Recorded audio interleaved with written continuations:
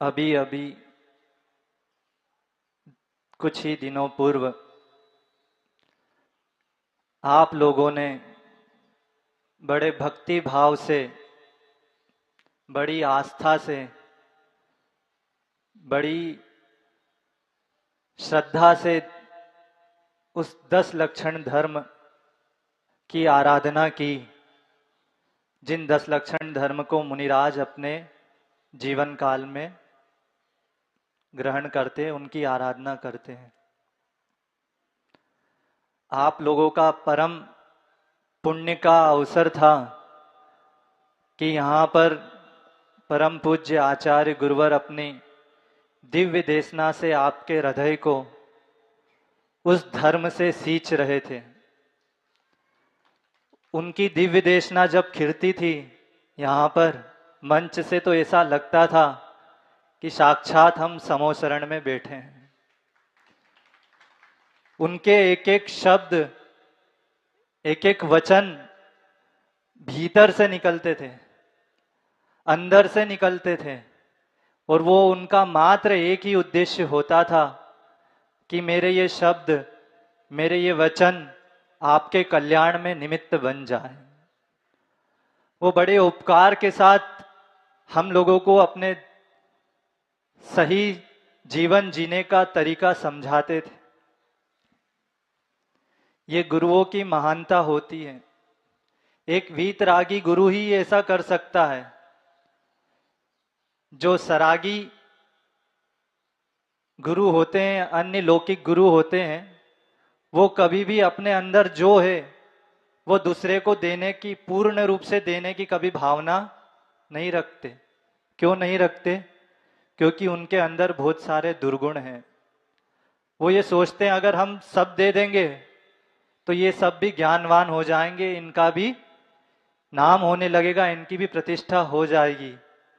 मगर वीतरागी गुरु हमेशा इस भाव से कोसों दूर होते हैं और वो हर जीव का, हर प्राणी का कल्याण करने की भावना भाते हैं और हमें उपदेश देते हैं। हम जैसे अज्ञानी जीवों को सही राह चलने की दिशा निर्देशन देते हैं। वो कहते हैं मैं आज्ञा नहीं देता। आज्ञा देना बहुत कठिन है। आज्ञा पालन से भी आज्ञा देना कठिन होता है, आदेश देना। इसीलिए वो उपदेश देते थे और उस उपदेश में ही हमें बहुत कुछ ऐसा दे देते थे जिससे हमारा जीवन उन्नत हो जाए, हमारा उद्धार हो जाए। तो वो 10 लक्षण पर्व आप लोगों ने बड़े भक्ति भाव से साधना करते हुए, एकासन उपवास की साधना करते हुए व्यतीत किए, और वो संस्कार हमारी आत्मा में डले हैं, आए हैं, और वो संस्कार ही हमारे जीवन में आगे और बढ़ते जाएं और हमारी आत्मा के अंदर भी वो 10 लक्षण धर्म उत्पन्न हो। इसी भाव से आप लोगों ने बड़े भक्ति भाव से आराधना की। उसके बाद आज पुनः मुझे संकेत आया कि आपको मंच पर गुरुदेव की पूजन के लिए और कुछ विचार अपने रखने के लिए जाना है। गुरु की आज्ञा स्वीकार कर कर मैं आपके सामने आया। पिछले बार मैंने जब आपके सामने अपने विचार रखे थे तो उसमें इच्छाओं पर विजय पाने की बात की थी। हमारे जीवन में जो हमारी इच्छाएं हैं वही हमारे दुख का कारण है, क्योंकि सुख इच्छा की पूर्ति में कभी नहीं होता।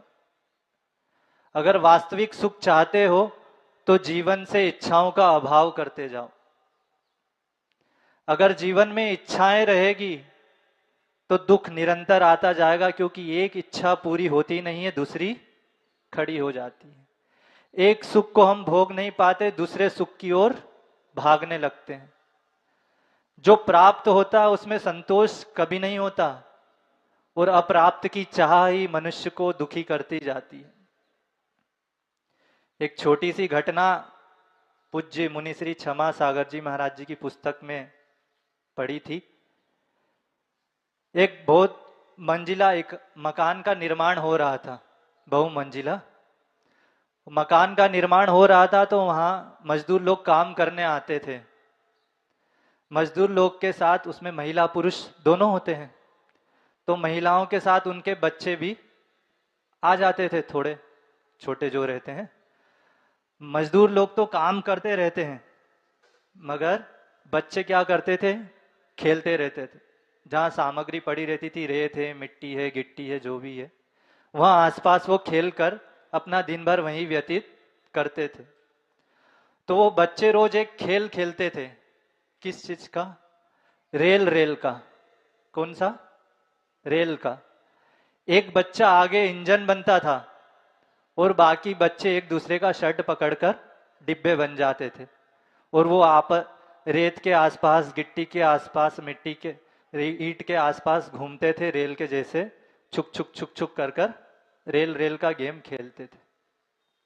उस खेल में एक बच्चा जो था, वह रोज सिर्फ चड्डी पहने हुए, उसके पास शर्ट पहनने को नहीं थी, एक छोटा सा कपड़ा लेकर गार्ड बनता था।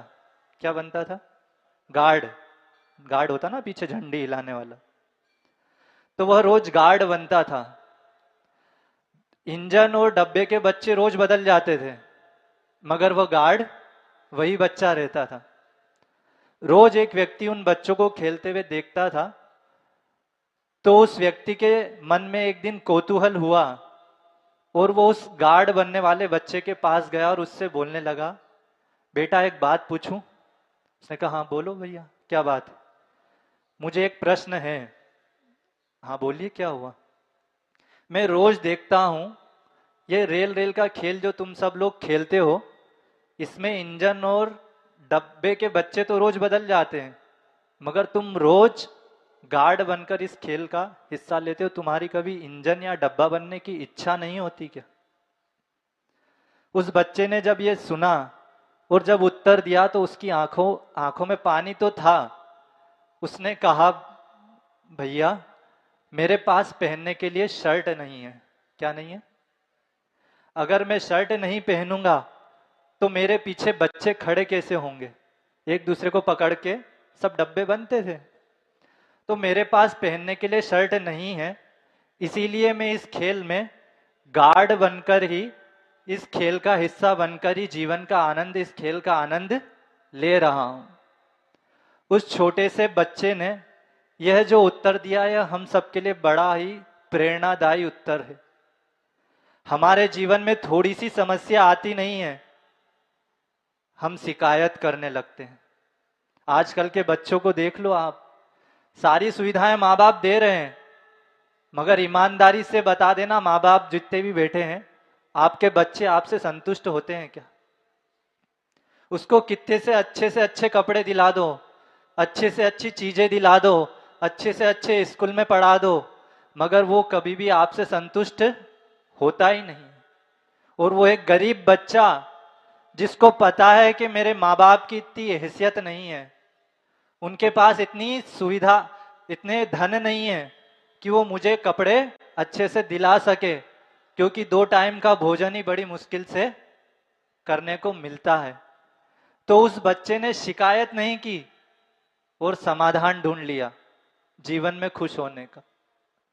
उसने अपने जीवन में उस सूत्र को अपना लिया। कौन सा? जो हम सब बोलते तो बहुत बार हैं, मगर फॉलो कोई नहीं करता। जो प्राप्त है वो पर्याप्त है।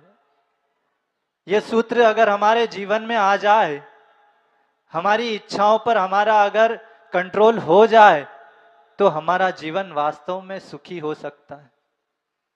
और जैन धर्म सिर्फ यही सिखा रहा है। यह जैन धर्म का जो सबसे बड़ा सूत्र है, अपरिग्रह, ये हर भूमिका में अलग अलग है।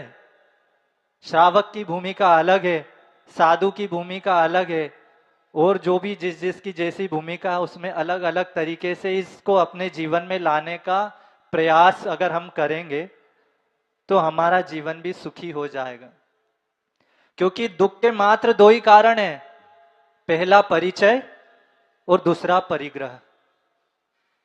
पहला परिचय और दूसरा परिग्रह, ये 2 ही चीजें हमारे जीवन को दुखी बनाती है।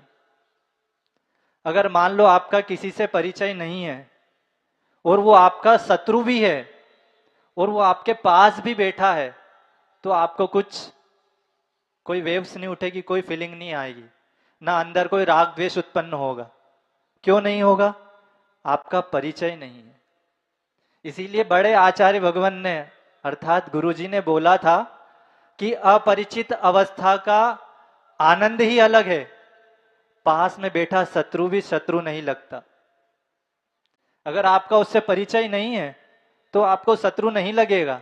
वो भले आपसे मन में शत्रुता रखता है, आपका अहित सोचता है, मगर जब तक आपको ज्ञात नहीं है तब तक आपको कोई इफेक्ट नहीं आएगा। और मान लो उसने शत्रुता प्रकट कर दी, आपसे परिचय कर लिया और आपके कंपटीशन में खड़ा हो गया, तब आपके जीवन में दुख आना उसके कारण चालू हो जाएंगे। जब भी वो दिखेगा तो आपके मन में एक भाव आएगा कि ये मेरा शत्रु है, ये मेरा अहित करने वाला है। तो ये परिचय ही हमारे लिए दुख का कारण है। और अनंत काल से हमने पांच इंद्रियों के विषयों से ही परिचय किया है, कभी आत्मा से परिचय हुआ ही नहीं। इन इंद्रियों के विषयों में जो हम डूबे हैं अनंत काल से, वही हमारे जीवन में दुख का कारण बनता है और दुखी करता जा रहा है। इसीलिए इन पंचेंद्रियों के विषयों से भी परिचय कम करते जाओ तो जीवन में सुख अपने आप आता जाएगा। भगवान महावीर ने अपरिग्रह का उपदेश दिया। एक दिन उनसे किसी ने पूछा कि भगवान जहर क्या है, जहर किसे कहा? तो उन्होंने यही उत्तर दिया, आवश्यकता से अधिक जो है वो सब जहर की कोटि में आता है।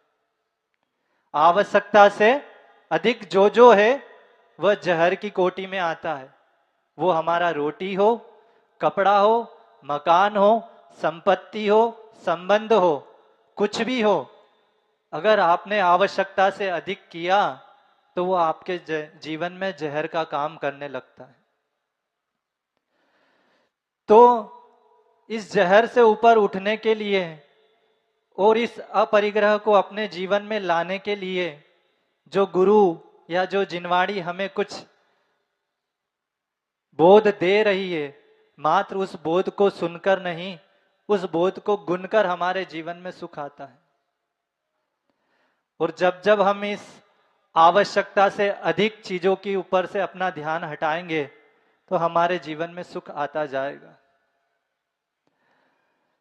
एक कवि ने 2 पंक्ति लिखी, लेकर तन के नाप को घूमा बस्ती गांव, लेकर तन के नाप को घूमा बस्ती गांव, हर चादर के घेर से बाहर निकले पांव।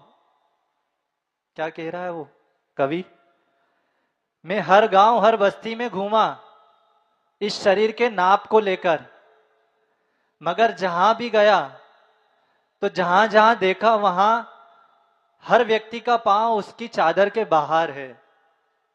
अर्थात उसका जीवन तृष्णाओं में, इच्छाओं में, आवश्यकताओं में ही डूबता जा रहा है। इसलिए अपने जीवन को संयमित करने की जरूरत है अगर वास्तव में इस जीवन का सदुपयोग और सुख पाना चाहते हो तो। पूज्य बड़े महाराज जी कितनी बार कह चुके हैं, हमारे जीवन में जो साधन हमें उपलब्ध है उनका सदुपयोग करना बड़ा दुर्लभ है। यह मनुष्य जीवन, यह संगीपना, यह जैन कुल, ये महान गुरु, ये महान उपकार करने वाली जिनवाणी, ये सब हमें बड़े पुण्य से, बड़ी दुर्लभता से प्राप्त हुई है, मगर इसका भी सदुपयोग करना और दुर्लभ है, क्योंकि अनंत काल से हमारे जीवन में विषय वासनाएं इतनी भर चुकी है कि हम अच्छे वस्तुओं का उपयोग कर ही नहीं पा रहे। एक घटना सुनाकर अपने इस वक्तव्य को आगे रखूंगा। बात इच्छाओं की और आवश्यकताओं की हो रही थी और यह सत्य घटना आपके सामने में रख रहा हूं, जो मैं कई बार अपने कक्ष में और वक्तव्य में भी बता चुका हूं। दिल्ली में एक प्रसिद्ध वैद्य जी थे। कौन थे? एक वैद्य जी। वह हमेशा भगवान की भक्ति, पूजा, आराधना में लीन रहते थे। और उस भक्ति पूजा के बाद उनके जीवन में जो गुण उद्घाटित हुआ था वेद्य का, उस वेद्यगिरी का वो सदुपयोग करते थे, डॉक्टरी का। और लोगों के लिए, उपचार के लिए अपना एक छोटा सा औषधालय खोल रखा था। वह प्रतिदिन उस औषधालय जाते थे। औषधालय जाकर औषधालय को खोलते थे। उससे पहले जब वो घर से औषधालय जाते थे तो उनकी श्रीमती उन्हें एक पर्ची देती थी। काय की पर्ची थी वो?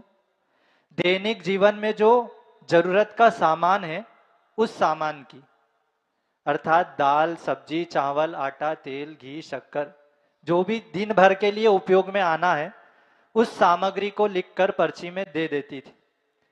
वेद जी जब अपने औषधालय जाते थे, भगवान की तस्वीर के सामने हाथ जोड़ते थे और भगवान से यही प्रार्थना करते थे कि हे भगवान, मैं आपकी भक्ति आराधना छोड़कर मात्र यहाँ अपने कर्तव्य के पालन के लिए आया हूं, और यह दैनिक आवश्यकताओं की वस्तु जैसे ही मुझे इनकी वस्तुओं की मूल्य प्राप्त होगा, मैं यहां से उठकर चला जाऊंगा और वापस आपकी भक्ति में, आपकी स्तुति में लीन हो जाऊंगा। पंडित जी रोज वेद जी आते थे और उसके आगे आटे का 5 रुपया, दाल 5 रुपये, चावल 5 रुपये, तेल, शक्कर, चाय, जो भी लिखा होता था उसकी कीमत लिख लेते थे। वो नीचे टोटल कर लेते थे और अपना औषधालय चालू कर लेते थे।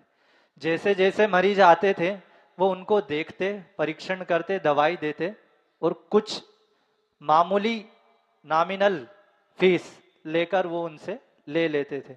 मगर कब तक लेते थे? जब तक उस पर्ची में लिखी हुई कीमत उनके पास ना आ जाए। उसके बाद वह किसी भी मरीज से पैसा नहीं लेते थे और ना मरीज को देखते थे। अगर कोई मरीज आकर बैठ गया है तो उसका देख लेंगे, उसको दवाई दे देंगे, मगर जब वो पैसे देता था तो कहते थे आज का खाता बंद हो गया है, आज का खाता बंद हो गया। इसका अर्थ यह है कि वह कल के लिए अपने जीवन में कुछ भी संग्रह करने की उनकी भावना नहीं रहती थी। यह क्रम प्रतिदिन चलता था। रोज उनकी श्रीमती पर्ची देती थी, वो ले जाते थे, लिखते थे और बहुत जल्दी ही 1-2 घंटे में ही उनका काम हो जाता था और वो आकर वापस भगवान की भक्ति में लीन होते थे। एक दिन जब श्रीमती ने पर्ची लिखी तो आटा, दाल, चावल सब लिख दिया और पर्ची दे दी। वेद जी जब अपनी दुकान पर गए, औषधालय पर गए, उन्होंने पर्ची खोलकर कीमत लिखना चालू की तो आटा, दाल, चावल, सब्जी के बाद सबसे नीचे लिखा था बेटी के दहेज का सामान। क्या लिखा था? बेटी के दहेज का सामान। वेद जी ने जब ये पढ़ा तो उनको बड़ा एकदम से शौक लग गया। बोले बेटी के दहेज का सामान, शादी के दहेज का सामान, बोले ये कैसे आएगा? और इतनी राशि तो मैंने आज तक जोड़ी नहीं, पैसा जोड़ा नहीं है। थोड़ी देर उन्होंने चिंतन किया और उस बेटी के शादी की दहेज के सामने एक कीमत लिख दी उन्होंने। जैसे आटा, दाल, चावल की लिखी थी ना, 5 रुपए, 10 रुपए, उसमें लिख दिया यह काम ईश्वर का है, ईश्वर जाने। यह काम ईश्वर का है, ईश्वर जाने। और वो अपना औषधालय खोलकर बैठ गए। मरीज आ रहे थे, उनको देख रहे थे, उनके लिए दवाई दे रहे थे और जो भी थोड़ा पैसा ले रहे थे रखते जा रहे थे। अचानक कार से एक व्यक्ति आया, उनके औषधालय के बाहर रुका और उतरकर उनके औषधालय में बैठ गया। सारे मरीज चले गए और वो बाबूजी पेंट शर्ट में, कोट में आए थे, वो बैठे रहे। सारे मरीज जाने के बाद वेद जी ने उनसे कहा, भाई साहब आप मेरे यहाँ पास में आकर बैठ जाइए तो मैं आपकी नाड़ी देखकर आपको कुछ दवाई दे पाऊंगा, या आपको किसी और के लिए दवाई चाहिए तो उसकी बीमारी के बारे में बता दीजिए। उस व्यक्ति ने कहा, वेद जी शायद आपने मुझे नहीं पहचाना, और पहचानोगे भी कैसे? मैं आपके पास 17 साल के बाद आया हूं। मैं आज से पहले 17 साल पहले आया था। तो वेद जी ने कहा, इतना मुझे याद नहीं, क्योंकि मेरे यहाँ तो रोज दिल्ली के लोग आते जाते रहते हैं। तो उसने कहा, मैं आपको अब मेरी मुलाकात जो हुई थी वो बताता हूं। मैं आपके औषधालय में आया नहीं था, लाया गया था। वो कृपा मेरे ऊपर मेरे ईश्वर ने की थी। ऐसा हुआ था, मैं यहां से दिल्ली से सुंदरनगर की ओर जा रहा था और अचानक मेरे कार का टायर आपके उजधाले के सामने पंक्चर हो गया। ड्राइवर ने टायर खोला और वो पंचर पकाने के लिए कहीं लेकर गया। मैं बाहर खड़े खड़े धूप में ही उसका इंतजार कर रहा था। आप औषधालय में बैठे थे, आपकी नजर मुझ पर पड़ी और आपने कहा था, बाबूजी यहाँ छाव में आकर बैठ जाओ, ड्राइवर जब तक आता जब तक यहाँ इंतजार कर लो, पानी पी लो। मैं भी यही चाहता था कि कोई मुझे बुला ले और बिठा दे। मैं आपके औषधालय में आकर बैठ गया, पानी पिया और मैं देख रहा था आप मरीजों को देख रहे थे और दवाई दे रहे थे और उनसे थोड़े थोड़े रुपए, 2 रुपए, 5 रुपए ऐसे कुछ पैसे ले रहे थे। मैंने जब ये देखा तो मैंने सोचा आपने मेरे ऊपर उपकार किया है तो इस उपकार का बदला चुका देना चाहिए। और मैंने भी आपसे कुछ दवाई लेने का मन में भाव किया ताकि इस बहाने में आपको रुपए देकर आपके एहसान को चुका दूं। और जब सारे मरीज चले गए तो मैंने आपके सामने एक बात रखी थी कि वैद्य जी, मैं दाम्पत्य जीवन में, मेरे जीवन में दाम्पत्य आए बहुत वर्ष हो गए, सारा सुख है, मगर मेरे जीवन में एक सुख नहीं है, वो संतान का सुख। और मैंने बहुत सारे डॉक्टरों को यहां भी दिखाया, विदेश भी दिखाया, मगर कोई लाभ नहीं हुआ। तो मैं आपसे ये प्रार्थना करता हूं, अगर आपके पास कोई ऐसी औषधि हो जिससे मेरे जीवन में ये सुख आ जाए। वैद्य जी उसकी बात समझ गए थे और उन्होंने कहा, भाई ये तो पाप और पुण्य का खेल है, यह तो पाप और पुण्य का खेल है, फिर भी मैं आपको एक औषधि देता हूं। अगर आपका पुण्य का उदय होगा तो शायद ये आपको औषधि लग जाएगी और आपका मन, आपके मन की जो इच्छा वो पूरी हो जाएगी। और आपने मुझे औषधि दी। एक लिफाफे पर तो श्रीमान लिखा और एक लिफाफे पर श्रीमती लिखकर कुछ औषधि पुड़िया मुझे दे दी और लेने का तरीका बता दिया। मैं भी यही चाहता था कि आप मुझे दवाई दे दो। मैं आपसे दवाई लेने के बाद जेब में हाथ डालकर रुपए देने लगा तो आपने हाथ जोड़कर बोला, आज का खाता बंद हो चुका है। क्या बोला? मैंने बार बार बोला आप पैसे ले लीजिए, तो आपने कहा आज का खाता बंद हो गया है। मुझे समझ में नहीं आ रहा था। तो पास में एक व्यक्ति खड़ा था, उसने कहा, वैद्य जी का यह नियम है कि उनके दिन भर में जो आवश्यक वस्तु है उनकी पूर्ति हो जाती है तो वो फिर किसी भी मरीज से पैसे नहीं लेते। इसका मतलब है आप मुझसे पैसे नहीं लोगे? हाँ, आज मैं आपसे पैसे नहीं ले सकता। जब उस व्यक्ति ने यह सुना तो उसका सर शर्मिंदगी से झुक गया और उसने सोचा, आज इस युग में भी ऐसे इंसान हैं जो अपनी इतनी आवश्यकताओं को, इच्छाओं को रोककर दूसरों के हित के लिए अपना जीवन जी रहे हैं, दूसरों का अच्छा करने के लिए जीवन जी रहे हैं। वास्तव में ये इंसान नहीं है, भगवान का कोई नेक बंदा इस धरती पर है। और उसकी आस्था वैद्य जी के प्रति और अच्छी प्रगाढ़ हो गई। और वो दवाई लेकर जब घर गया और जब श्रीमती को बताया तो श्रीमती भी देखकर सुनकर हैरान रह गई और उसने कहा, हो ना हो यह वैद्य जी हमारे जीवन में सुख लाएंगे। और हमने आपकी दवाई बड़ी आस्था के साथ ली और मेरे जीवन में उसके बाद 2 फूल मेरे आंगन में खिल गए। कितने? हम लोग दिल्ली छोड़कर इंग्लैंड शिफ्ट हो चुके हैं। कहाँ शिफ्ट हो चुके हैं? इंग्लैंड चला गया था वो व्यक्ति रहने के लिए। मगर उसकी एक बहन जयपुर में रहती थी। कहाँ रहती थी? और उसके मिस्टर का बहुत जल्दी देहावसान हो गया था। देहावसान होने के बाद उसकी एक बेटी थी छोटी सी। तो उस बेटी की पढ़ाई की जवाबदारी, लिखाई की जवाबदारी और वो सब उन्होंने अपने ऊपर मामा ने ले रखी थी। और जब वो बेटी अब बड़ी हो गई थी, शादी के लायक हो गई थी, तो उसकी शादी की जिम्मेदारी भी उस व्यक्ति के पास थी। और वो लोग इंडिया इसीलिए आए थे कि उसकी शादी की तैयारी, दहेज का सामान और ये सब खरीदा जा रहा था और उसमें वो लड़की भी सब दूर जा जाकर खरीदारी कर रही थी। तो उसने कहा, हमारी भांजी जो अपनी शादी की तैयारी में व्यस्त थी, खरीदी करते करते वो अचानक बीमार हो गई, बुखार आ गया। मगर व्यस्तता इतनी थी कि उसने ध्यान नहीं दिया, ना हमें किसी को बताया। और वो उस व्यस्तता में उस बुखार को इग्नोर करती गई, ज्यादा उसने वो नहीं लिया टेंशन। काम करते करते वो बुखार इतना बढ़ गया, 106-7 हो गया, और अचानक उसका स्वास्थ्य इतना खराब हुआ कि वो कोमा में चली गई। 15 दिन हॉस्पिटल में भर्ती रही, और ना जाने ऐसा क्या कर्म का योग आया कि वो इस दुनिया को छोड़कर ही चली गई।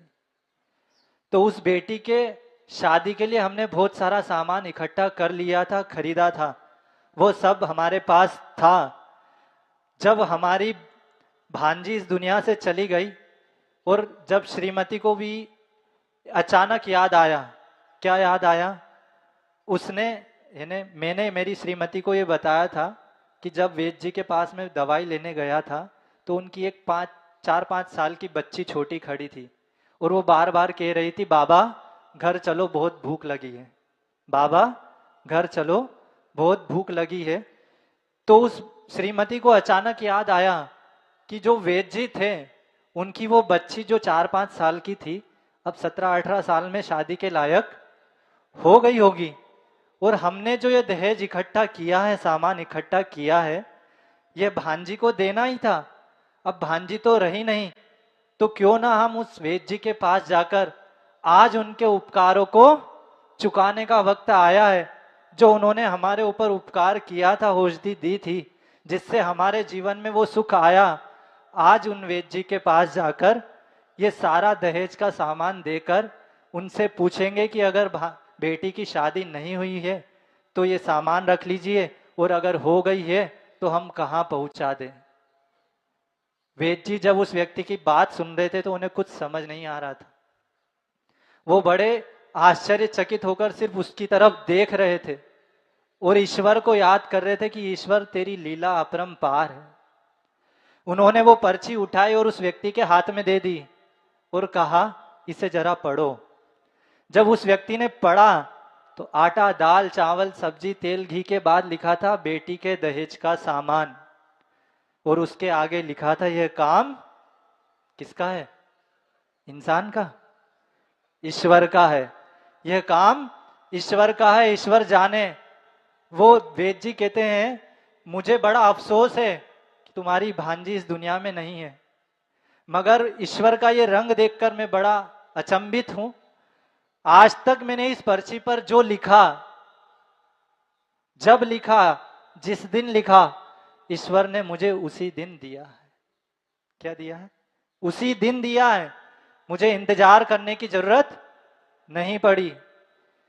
तो अगर वास्तव में अपने जीवन में भी सुख चाहते हो, अपने आप को भी ईश्वर से जोड़ना चाहते हो, तो इन सामानों से, इन सुविधाओं से, इन आवश्यकताओं से अपने आप को रोकते जाओ। अपने आप ईश्वर के पास नजदीक आप पहुंचते जाओगे। हमने पिछली बार ये सूत्र बताया था, आज फिर बता रहे हैं। मनुष्य माइनस इच्छाएं इज इक्वल टू ईश्वर। मनुष्य माइनस इच्छाएं इज इक्वल टू ईश्वर। हर व्यक्ति की अलग अलग इच्छाएं हैं। कोई धन चाहता है, कोई संपत्ति चाहता है, कोई पुत्र, मित्र, कलत्र चाहता है, कोई शोहरत चाहता है। हर जगह ये चाह, ये इच्छा ही हमारे जीवन का दुख का कारण बनी हुई है। वास्तव में सुख चाहते हो तो सुख पदार्थ में नहीं, सुख पदार्थ में बिल्कुल नहीं है। आप लोग जीवन में कोई भी चीज खरीदते हो तो सुखी हो जाते हो ना। अब उसी को हम उसी में दैनिक जीवन में आप करते हो, वही बताना चाह रहे हैं। आप ज्वेलरी खरीदने गए सुनार के यहाँ शोरूम पर, और आपने अच्छे सोने का एक हार खरीद लिया, तो उस हार को पाने के लिए जो सुख मिला, हार से जो सुख मिला, वो कैसे मिला पता है? कैसे मिला है? आपने पैसों का त्याग किया। क्या किया है? पहले धन का त्याग किया। जब हार रूपी सुख आपके जीवन में आया है, तो वास्तव में सुख किसमें है? आप उस हार में मान रहे हो, उस आभूषण में मान रहे हो, उन कपड़ों में मान रहे हो, उन वस्तुओं में मान रहे हो। वो सुख है नहीं, वो हमारी सुख की मान्यता के लिए कारण है। वास्तव में आपने जो त्याग किया धन का, वही त्याग आपके जीवन में सुख को लेकर आया है। सही बोल रहा हूं कि गलत? आप बता देना कभी हम गलत बता रहे हो तो। सही है ना? अगर हम सोचेंगे, विचार करेंगे, तो वास्तव में यही निष्कर्ष निकलेगा कि त्याग से ही जीवन में सुख आता है। ग्रहण से कभी भी सुख नहीं आएगा, दुख ही दुख आएगा। बस इसी बात को कहकर अपने इस वक्तव्य को विराम देता हूं। आप सबके जीवन में भी इच्छाओं का अंत हो और आपके सबके जीवन में भी ईश्वर ईश्वरत्व की प्राप्ति हो। इसी भावना के साथ अहिंसा परमो धर्म की